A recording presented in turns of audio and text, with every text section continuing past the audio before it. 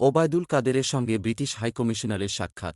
আওয়ামী লীগের সাধারণ সম্পাদক ওবায়দুল কাদেরের সঙ্গে সৌজন্য সাক্ষাৎ করেছেন ঢাকায় নিযুক্ত ব্রিটিশ হাইকমিশনার সারাহ কুক। বৃহস্পতিবার ২৭ জুন বিকেলে রাজধানীর সেতুভবনে এ সাক্ষাৎ করেন তিনি। এ সময় নতুন সরকারের গত ৬ মাসের অগ্রগতি এবং ভবিষ্যৎ কর্মসূচি ও অগ্রাধিকার বিষয়ে দ্বিপাক্ষিক আলোচনা হয়।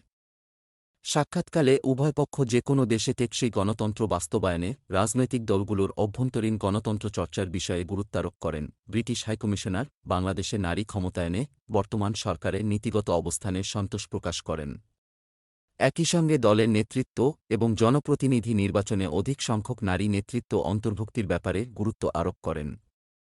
এ সময় ওবায়দুল কাদের বলেন, বাংলাদেশ আওয়ামী লীগ একমাত্র রাজনৈতিক দল যেটি সব ক্ষেত্রে সত্যিকার অর্থে গণতন্ত্রের চর্চা করে এবং অভ্যন্তরীণ সাংগঠনিক কর্মকাণ্ডের প্রতিটি স্তরে দেশের সংবিধান, দলের গঠনতন্ত্র ও নির্বাচন কমিশনের বিধিবিধান অনুসরণ করে। বাংলাদেশ আওয়ামী লীগ ছাড়া অন্য কোনো দলের এ ধরনের গণতান্ত্রিক চর্চার নজির নেই। তিনি বলেন, আওয়ামী লীগ দলের নেতৃত্বসহ প্রতিটি ক্ষেত্রে নারীর অংশগ্রহণের বিষয়টি অত্যন্ত গুরুত্ব সহকারে দেখছে।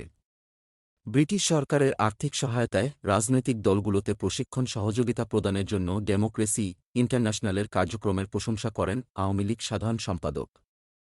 এ সময় উপস্থিত ছিলেন আওয়ামী লীগের তথ্য ও গবেষণা সম্পাদক সেলিম মাহমুদ এমপি ও দপ্তর সম্পাদক ব্যারিস্টার বিপ্লব বড়ুয়া।